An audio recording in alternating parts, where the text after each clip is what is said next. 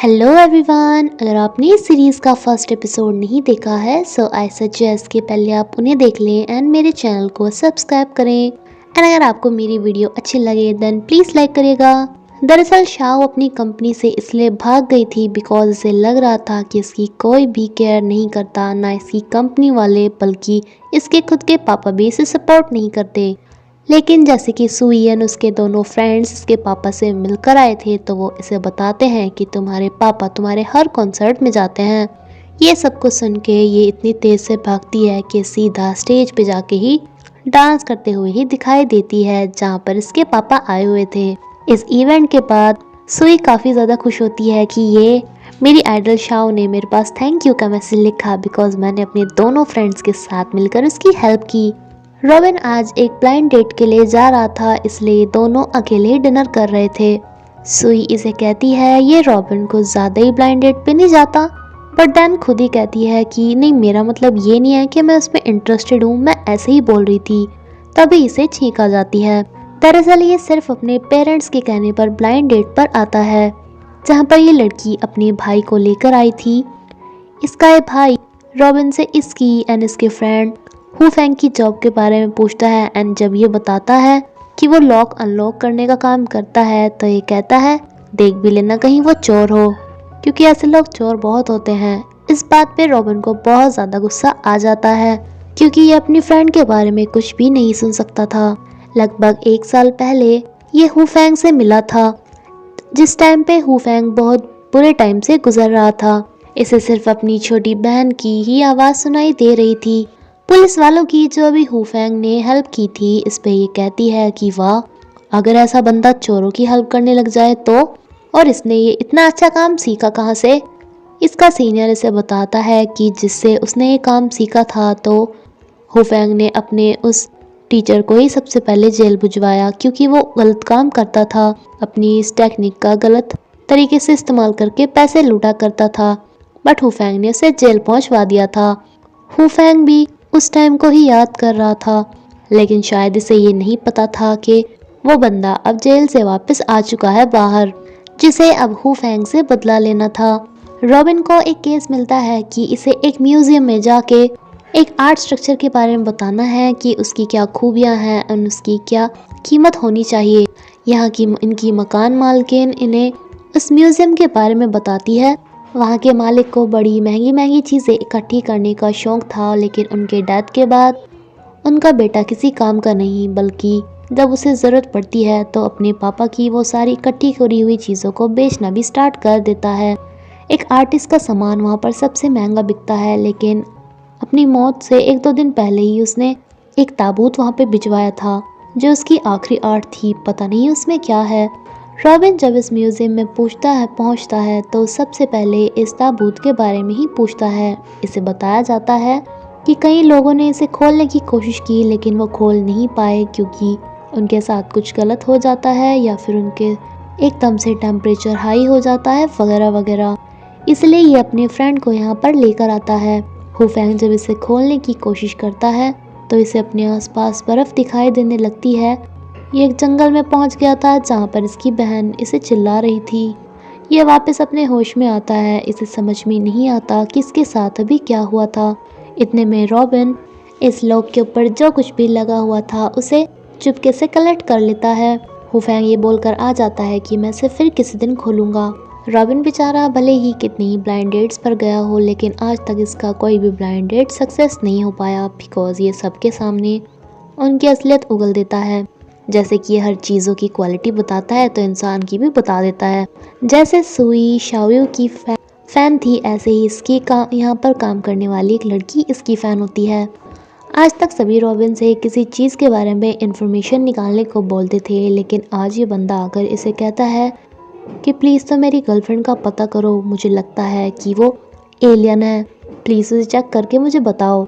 ये ऐसा मना करके आ जाता है कि मैं सिर्फ ऑब्जेक्ट्स के बारे में ही बताता हूँ, ना कि इंसानों के। लेकिन ये तो इसके घर पर भी पहुँच जाता है इससे रिक्वेस्ट करने। एनी से कहता है कि वो एकदम से बदल गई है जब से मेरी उसके साथ एंगेजमेंट हुई है। प्लीज़ मुझे बता दो बिकॉज मेरी पूरी लाइफ का सवाल है। मैं शादी से पहले उसे सही से समझना चाहता हूँ।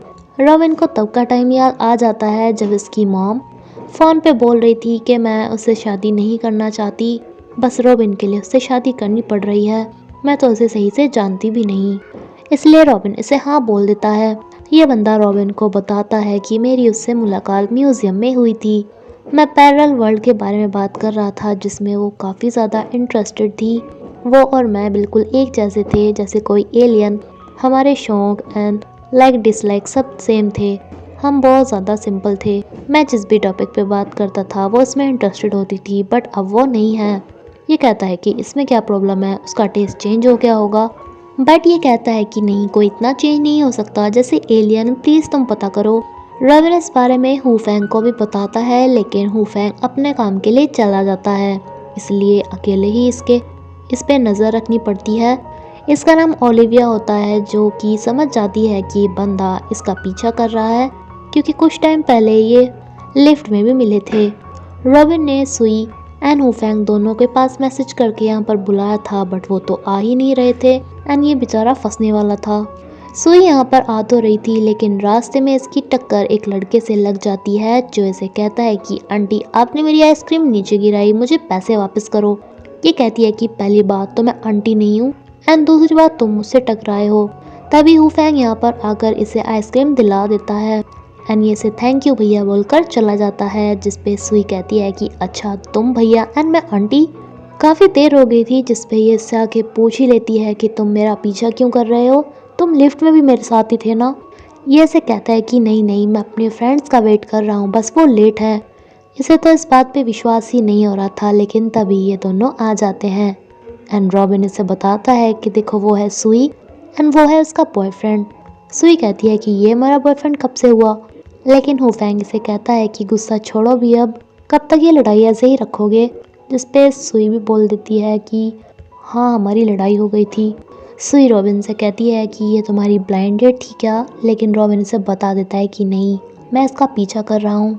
सुई सा यहाँ से चली जाती है, जिसके बाद रॉबिन हुफैंग को बताता है कि मैंने उसका पीछा करके इतना जाना कि वो सफाई का कुछ ज़्यादा ही ख्याल रखती है, जो पता नहीं कितनी बार टिश्यू से हाथ साफ करती है एंड खाना खाते हुए भी चाकू ऐसे पकड़ती है जैसे डॉक्टर सर्जरी करते टाइम पकड़ते हैं। एंड उसने जो नोट लगाई थी वो एक सर्जरी नोट थी, यानी कि वो मेडिकल इंडस्ट्री से बिलोंग करती है।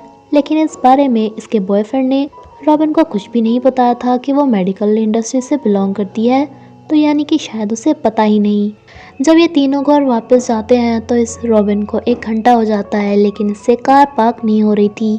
हुफैंग इसे कहता है कि ये बचपन से ही ऐसे करता है, क्योंकि दरअसल इनकी मुलाकात स्कूल टाइम में हुई थी, जब इससे साइकिल भी पार्क नहीं होती थी। सुई से कहती है कि अच्छा तो तुम तब से एक दूसरे के साथ हो, लेकिन हुफैंग से कहता है कि नहीं, अगले साल ही उसने स्कूल चेंज कर लिया था, जिसके काफ़ी टाइम बाद ये मुझे मिला। ये कहती है कि तुम अपनी बहन वगैरह के बारे में तो कुछ बताओ, तुम अपने बारे में कुछ बताते ही नहीं, जिस पे ये बोल देता है कि तुम्हें दूसरों के मैटर्स में इन्वॉल्व होने की कोई ज़रूरत नहीं है, खासकर मेरे मामले में। इन्होंने जो उस लॉक के ऊपर से पाउडर हैंकी से साफ करके लाए थे, उसकी रिपोर्ट आने पर इन्हें पता चलता है कि उस पाउडर से लोगों को इल्यूजन होता है, उन्हें अपना डर दिखाई देता है, इसलिए हुफैंग को सब दिखाई दिया था। इसलिए अब की बार जब ये इसे खोलने जाते हैं तो ये मास्क वगैरह लगा के तैयार हो गया था। बीच में हमें एक अलग ही सीन दिखाया जाता है जो कहानी से बिल्कुल ही अलग था, जिसमें ये अपनी फ्रेंड्स को बताती है कि पता नहीं मुझे आजकल कुछ ज़्यादा ही छींक आने लगी है। इसकी फ्रेंड कहती है कि कहीं तुम्हें किसी से प्यार तो नहीं। अगली बार नोटिस करना कि छींक तुम्हें रॉबिन के पास जाने से आती है या हुफैंग के पास जाने से। जिसके बाद जब रॉबिन से कुछ बात करती है तो ये यही नोटिस कर रही होती है कि कहीं मुझे छींक तो नहीं आई। खैर हम वापस से कहानी में आते हैं, जहाँ पर ये लोग खोलने के लिए आया था। इस आर्ट को खरीदने के लिए एक बहुत अमीर लेडी भी आई थी, जो अपने साथ एक वकील इंटर्न को लेकर आई थी, जो सुई ही थी, जिसे देखकर ये शॉक्ड हो जाते हैं। हुफैंग इस लॉक को अब की बार खोल लेता है। जिसके पापा का ये म्यूज़ियम था वो तो इसे खुलवा रहा था, लेकिन यहाँ का डायरेक्टर आके इसे कहता है कि तुम इसे नहीं खुलवा सकते, क्योंकि जिसने ये आर्ट बनाई है वो नहीं चाहते कि उनकी प्रेमिका के अलावा इसे कोई भी खुलवाए। इन दोनों की इस पर ही बहस हो जाती है एंड ये सभी को यहाँ से भेज देते हैं। लेकिन फिर भी जिसके पापा का ये म्यूज़ियम था वो एंड ये कहता है कि मेरे बाप का माल है, मैं तो खोलकर ही रहूँगा। जिसमें से एक मछली का कांटा निकलता है। सब ये देखकर शौक थे कि ऐसा क्या स्पेशल है इसमें। एंड हु फैंग सोचता है कि कुछ तो गड़बड़ है, वरना सिर्फ एक मछली के कांटे के लिए वो इतना इम्पोर्टेंट लॉक थोड़ी ना लगाता। हुफैंग का ये ऑनर जेल में से निकल के सीधा एटीएम पे पहुंचता है और अपने अकाउंट में से बहुत सारे पैसे निकालता है जो जेल में से जाने से पहले इसने इकट्ठे किए थे। ये अपने फ़ोन को चार्ज करने के लिए चार्जर मांगता है, लेकिन बिकॉज इसके फ़ोन में कुछ इम्पोर्टेंट था। इसे चार्जर तो नहीं मिलता, लेकिन ये अपना सारा डाटा बैकअप करा के नया फ़ोन ले लेता है। अनहू फैंग को ढूंढना स्टार्ट कर देता है। सुई की सुपीरियर को वो मछली के कांटे वाला आर्ट पीस खरीदना था, जिसके लिए इसे उसके आर्टिस्ट की लवर की परमिशन चाहिए थी, इसलिए इसे उसके लवर को ढूंढने को बोलती है। ओलिविया देखती है कि इसके बॉयफ्रेंड के फ़ोन पे रॉबिन का फ़ोन आया हुआ है। एंड इसके बारे में सर्च करने पर इसे पता चलता है कि ये तो वही बंदा है जो इसका पीछा कर रहा था। इसे पता चल जाता है कि इसका बॉयफ्रेंड इसके ऊपर नज़र रखवा रहा है। सुई हुफैंग से कहती है कि कभी कभी तो तुम मेरी इतनी ज़्यादा हेल्प करते हो, लेकिन कभी काफ़ी रूडली बिहेव करते हो। बट मैं तुम्हें अपना फ्रेंड बनाना चाहती हूँ, तुम एक अच्छे इंसान हो। ये कहता है कि तुम्हें पता नहीं क्या तुम्हारे साथ कितना बुरा होने से बचा है, फिर भी तुम किसी पे ऐसे ही ट्रस्ट कर सकती हो। ये कहती है कि हाँ मुझे पता है तुम अच्छे हो, लेकिन ये इसके बहुत ज़्यादा क्लोज आके इसे कहता है कि तुम्हें ऐसे ही किसी बंदे पर ट्रस्ट नहीं करना चाहिए। एंड इसी के साथ ये एपिसोड यहीं पर ही ख़त्म होता है। फ्रेंड्स, अगर आपको मेरी वीडियो अच्छी लगे देन प्लीज़ लाइक करिएगा। Thank you.